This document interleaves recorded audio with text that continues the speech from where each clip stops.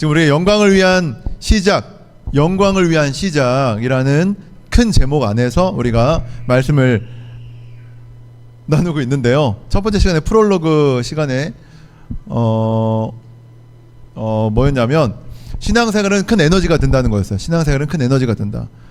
그런데 우리가 작은 에너지로 신앙생활을 하려다 보니까 괴리감이 있는 거죠. 왜 안 될까? 근데 성경에서는 예수님이 하셨던 것만큼의 에너지를 우리에게 요구하고 있다는 것을 우리가 배웠습니다.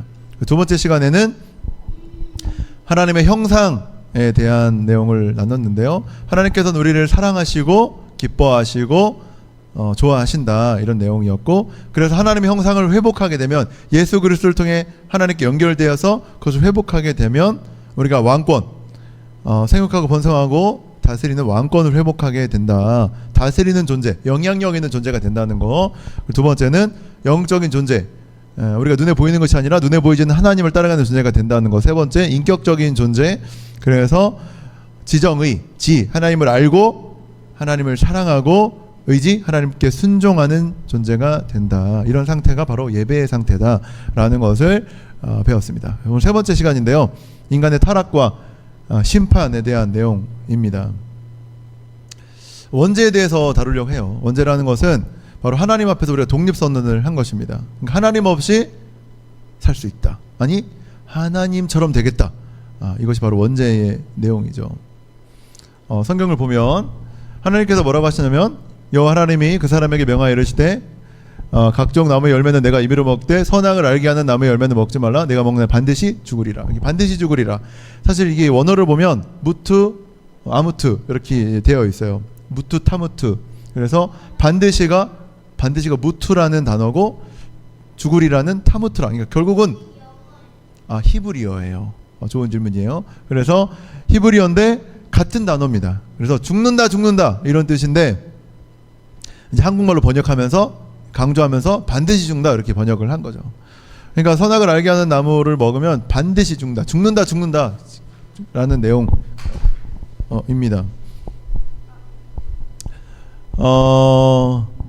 선악과의 역할을 어떻게 정의할 수 있냐면, 세상에 있는 모든 것을 내 마음대로 할 수 있으나 내 마음대로 할 수 없는 한 가지를 둠으로써, 그 장치를 둠으로써 하나님을 알게 하는 장치라는 거예요. 그래서 그걸 요즘 시대에 좀 적응을 해보면 뭘까 생각을 해보면, 바로 이 시간의 주인이 하나님이시다라는 것을 생각하면서 이 예배라고 생각할 수 있을 것 같아요. 그래서 하나님, 이 모든 삶의 이 시간들 하나님 우리 것처럼 여기지만 주일날 나와서 함께 예배를 드림으로 맞다, 이것이 하나님의 것이지. 또 우리 눈에 보이는 이런 물질들에 대한 거, 내 마음대로 막 쓸 수 있지만 이것이 하나님이 주신 것이다라는 것을 하는 장치가 전 11조라고 생각해요. 그래서 이것이 하나님의 것이다. 맞아, 내 모든 물질들 하나님 것이지. 그렇게 여기면 어떨까 또 생각을 합니다. 자, 선악을 알게 하는 나무를 먹으면 반드시 죽는다 말씀하셨어요. 그런데 뱀이 나타나서 뭐라고 하냐면, 뱀이 여자에게 이르시되 이르되 너희가 결코 죽지 않으라. 아까 타무투 했는데 아니다, 노 타무투, 죽지 않는다 이렇게 말을 했습니다. 너희가 그것을 먹는 날에는 너희 눈이 밝아져 하나님과 같이 된다. 하나님과 같이 된다 이렇게 이야기하고 있습니다. 왕이신 하나님 왕이시고 우리에게 대리 통치를 할 수 있도록 왕권을 주신 건데, 우리가 대리인인데 하나님같이 되려고 하는 거예요. 내가 왕이다 이제 이렇게 생각을 하는 거죠. 반역이에요. 반역은 용서받지 못하는 죄입니다. 그리고 뱀은 정복하고 다스려야 되는데 우리가 정복을 당한 거죠. 그래서 선악과를 따먹게 돼요. 하나님이 먹지 말라고 한 것을 우리가 따먹고, 잘하시네요. 만지지도 말라고 했는데 만지고 먹고 이렇게 한다. 하나님을 배반하는 거예요. 말씀을 안 들은 거예요. 그래서 어떻게 되냐? 사망이 우리 가운데 왔습니다. 성경에는 세 가지 죽음에 대해서 이야기하고 있어요. 따라해 봅시다. 육적 죽음.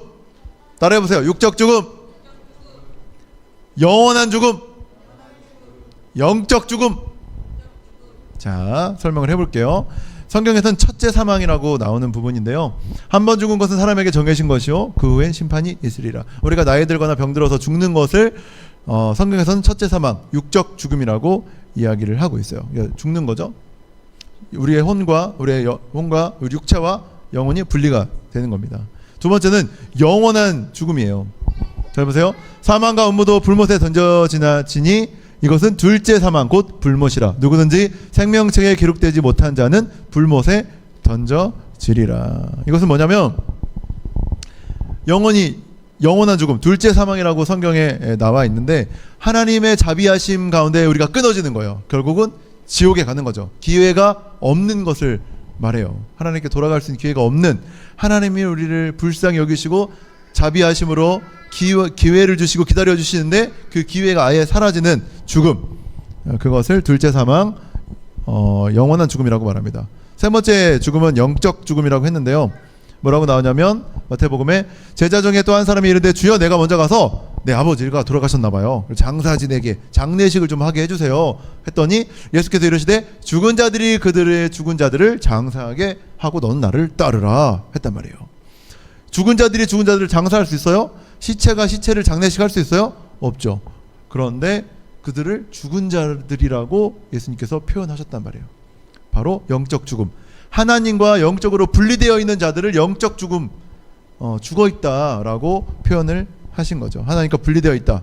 또 믿지 않는 자들, 태어날 때부터 우리는 이 영적 죽음의 상태에서 태어나게 된 것입니다. 자, 그래서 우리가 이 원죄로 인해서 하나님 말씀을 듣지 않아서 영적 죽음 상태, 하나님과 분리되어 있는 상태로 이 땅에 태어나게 된 것입니다. 성경에 보면 한 사람으로 말미암아 죄가 세상에 들어오고 죄로 말미암아 사망에 들어왔나니 이와 같이 모든 사람이 죄를 지었으므로 사망이 모든 사람에게 이르렀느니라. 그러니까 우리 모든 사람에게 사망이 이르렀다, 성경은 표현하고 있습니다. 그래서 사람은 하나님과 분리되어 있어요. 분명 하나님과 연결되어 있어야 되는데 분리되어 있기 때문에 두 가지를 두려워하면서 살게 됩니다. 뭐냐면 바로 15절에 또 죽기를 무서워함으로 한평생 매어 종로로 타는 모든 자들을 놓아주려 하심이라. 죽음을 두려워하는 존재로 우리가 살아가게 되는 거예요. 그리고 또 보면 심판을, 한 번 죽은 것은 사람에게 정해진 것이고 그 후에는 심판이 있다. 심판을 두려워하는 존재로 살아가게 됩니다. 이 말씀 한번 같이 읽어볼까요? 시작. 청년이여 내 어린 때를 즐거워하며 내 청년의 날들을 마음에 기뻐하여 내 눈이 보는 대로 행하라. 그러나 하나님이 이 모든 일로 말미암아 너를 심판할 줄 알라. 마음대로 살아라. 그런데 결국은 하나님이 심판하실 거야 라고 성경은 말하고 있죠. 제 결론은 뭐냐? 사람은 두 가지를 두려워한대요. 죽음과 심판. 죽음과 심판. 따라해봐. 죽음, 심판. 맞아요. 죽음과 심판을 두려워하는 존재로 살아가게 됩니다. 말이 엄청 빠르네요. 그래서 하나님과 분리되어 있는 상태, 영적 죽음의 상태, 죽음과 심판을 두려워하는 상태. 그래서 우리는 어떤 상태냐면 오염된 상태, broken, 고장난 상태라고 할 수 있습니다. 하나님과 분리되어 있으니까 우리가 고장나 있죠. 그래서 우리에게 나타나는 행위들은 무엇이다? 여러 가지 좋지 않은 것들이 나타난다는 거예요. 볼까요? 하나님의 진노가 불의로 진리를 막는 사람들의 모든 경건하지 않음과 불의에 대하여 하늘로부터 나타나나니. 그러니까 불의, 경건하지 않는 것이 인간에게 나타난다. 또 읽어볼까요? 같이 읽어볼까요? 시작. 오직 너희 죄악이 너희와 너희 하나님 사이를 갈라놓았고 너희 죄가 그의 얼굴을 가리어서 너희에게서 듣지 않으시게 함이니라. 아멘. 자, 우리 안에서 죄악이 나오고 하나님과 죄악 때문에 하나님과 사이가 갈라지고 그리고 보면 그 중에 이 세상의 신이 믿지 않는 자들의 마음을 혼미하게 하여 그리스도의 영광을 복음의 광채가 비치지 못하게 한다. 세상의 신이 하나님과 우리 사이를 더 방해하고 있다. 이런 상태가 되어 온 것입니다. 에베소서 보면 그는 허물과 죄로 죽었던 우리가 허물과 죄가 있다는 거. 그리고 2절에 보면 그때는 너희는 그 가운데 행하여 이 세상 풍조를 따르고 이 문화를 따르고 이 세대를 본받지 마라. 이 세대에서 하고 있던 그대로 우리가 살아가고 있다는 거예요. 뭐가 옳은지 그른지 모르고 세상에서 하는 대세를 따라가는 삶을 살아가고 있다는 것입니다. 또 공중의 권세 잡은 자를 따랐다. 사단 마귀를 따라가고 있다. 곧 불순종하였다. 3절에 보면 육체 욕심을 따라 살았다. 육체와 마음이 원하는 것을 하여 그냥 하고 싶은 대로 사는 거예요. 사탕을 먹고 싶으면 사탕을 먹고, 과자를 먹고 싶으면 과자를 먹고, 하리보를 먹으면 하리보를 먹고, 하고 싶은 대로 하고 살았다는 거죠. 그래서 진노의 자녀, 사단의 자녀가 우리의 모습이라는 것입니다. 지난주에 배웠던 것처럼 우리가 인격적 존재로 태어났는데 우리의 인격도 이제 고장이 난 거예요. 볼까요? 지정의라고 했죠. 총명이 어두워졌고 무지한다. 그죠? 그 다음에 마음이 굳어졌다. 그리고 19절 밑에 보면 우리가 순종하며 말씀대로 행해야 하는데 욕심대로 행하게 된 것입니다. 그래서 하나님의 생명에서 떠나 있는 것이죠. 이것이 우리의 결과입니다. 인간의 상태라는 거예요. 자, 이것을 어떻게 회복해야 되나? 인간의 노력으로 할 수 있는가? 그렇지 않다고 성경은 이야기해주고 있습니다. 라나 사람의 노력으로는 천국에 갈 수 없대. 어떻게 갈까?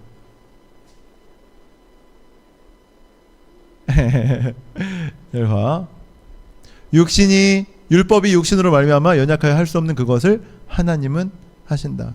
그러니까 성경에 보면 구약에 율법이 나와요. 율법을 지키는 자가 의로운 자라고 나와 있어요. 그런데 율법을 지킬 수 있는 자가 없다. 성경은 말해주고 있는 것입니다. 그래서 우리가 알거니와 무릇 율법이 말하는 바 율법 아래에 있는 자들에게 말하는 것이니 이는 모든 입을 막고 온 세상으로 하나님의 심판 아래에 있게 하려 함이라. 그러므로 율법의 행위로 그의 앞에 의롭다 하심을 얻을 육체가 없나니 율법으로는 죄를 깨달음이니라.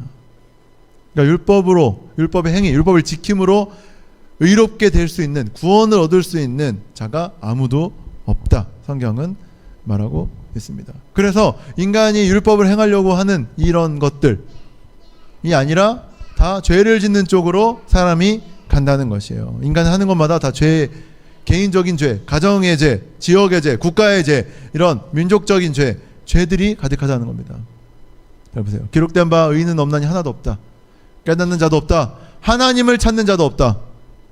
다 치우쳐 함께 무익하게 되고 선을 행하는 자는 없다. 하나도 없다. 그들의 목구멍은 열린 무덤이요 그 혀로는 속임을 일삼고 그 입술에는 국사의 독이 있고 그 입에는 저주와 악독이 가득하고 그 발에 피 흘리는데 빠르다. 멸망과 고생이 그 길에 있어 평강의 길을 알지 못하고 그들의 눈앞에 하나님을 두려워함이 없느니라 함과 같으니라. 말씀을 읽는 그대로 의인은 없고 사람은 죄를 지며 살아가고 있다는 것입니다. 만물보다 거짓되고 심히 부패한 것은 마음이다. 우리의 마음이 심히 부패했다. 성경은 말하고 있죠. 행함으로는 불가능한 구원을 믿음으로 얻을 수 있다는 겁니다. 따라서 믿음으로. 더 크게 믿음으로. 좋아요. 믿음으로 얻을 수 있다는 것입니다. 로마서 볼까요? 이제는 율법 외에 그러니까 율법 외에 하나님의 한 의가 나타났으니, 그러니까 율법으로 의롭게 얻을 수 있다고 라는 여지를 주고 있는 거예요. 그러니까 율법을 다 지켜 행하면 의롭게 된다. 근데 율법 외에 또 하나님의 한 의가 의롭게 되는 것이 나타났는데 율법과 선지자, 구약에는 율법과 선지자들이 이미 말했다. 곧 예수 그리스도를 믿음으로 말미암아 모든 믿는 자에게 미치는 하나님의 의인이 차별이 없느니라. 예수 그리스도를 믿음으로 의롭게 된다. 왜냐하면 예수님께서 율법의 완성이시기 때문에 완성이신 예수님을 믿음으로 우리가 의를 덧입게 되는 것입니다. 같이 읽어보겠습니다. 큰 소리로 시작. 너희는 그네에 의하여 믿음으로 말미암아 구원을 받았으니 이것은 너희에게서 난 것이오뇨 하나님의 선물이라. 예수 그리스도를 이 땅에 보내신 그 선물, 예수님을 뜻하는 것이죠. 그림을 보겠습니다. 자, 어때요? 공중부양하고 있는 하늘을 나르는 나무입니다. 이게 어떤 그림이냐면 살아있는 나무예요. 살아있는 나무지만 지금 여기 뿌리가 썩은 거예요. 뿌리가 있지만 다 썩었어요. 그리고 톡톡톡 건들면 막 다 부서져. 그런 상황의 나무가 지금 있습니다. 그래서 살아있는 것 같으나 지금 죽어가고 있는 거예요. 살았습니까? 죽었습니까? 살았어요? 죽었어요? 죽었어요? 아직 살아있어요. 그런데 곧 죽는 거죠. 시들어가고 있어요. 근데 물을 줘도 안 돼요. 뿌리가 썩어가지고. 그죠? 곧 마르면 죽겠죠. 이것이 바로 인간의 상태라는 거예요. 이 나무가 살려면 어떻게 할까? 땅에다 심어요? 근데 뿌리가 썩어가지고 물이랑 영양분을 못 받아들여요. 그죠? 심어도 살 수 없다는 거죠. 어떻게 해야 되냐면 바로 짠! 건강한 나무의 젖붙임을 받아야 살 수 있습니다. 젖붙임이 뭘까요? 젖붙임이 뭐냐면 여기 나무에 상처를 내요. 상처를 내고 잘라요. 옆구리를 잘라요. 잘라서 이 나무를 여기다가 붙이는 거예요. 젖붙임. 이게 젖붙임이라는 거예요. 그래야만 이 나무는 살 수 있다는 것입니다. 이해되죠? 이것이 인간의 상태고 이것이 바로 예수 그리스도입니다. 그러니까 예수 그리스도께서 이 땅에 오셔서 그 옆구리에 창을 내고 피를 흘려서 상처를 내서 그곳에 사람을 입양하고 젖붙여야 인간이 살아나는 그런 그림을 한번 그려보았습니다.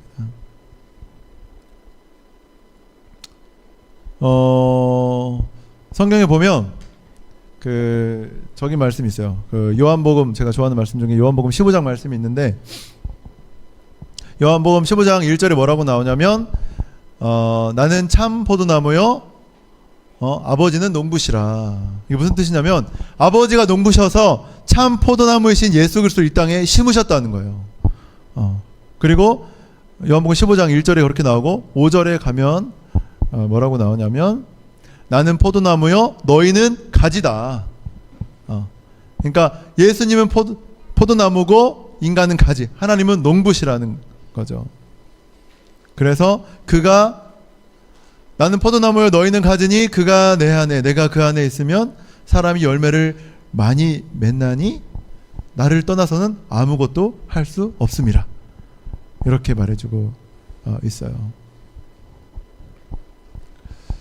사람은 하나님께 예수님께 붙어 있어야 그 안에 있어야 비로소 의미가 있다는 것입니다.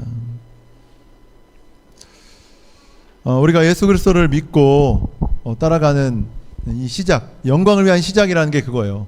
하나님을 믿는 그 시작, 그리고 그 이후의 여정들을 이야기하는 것인데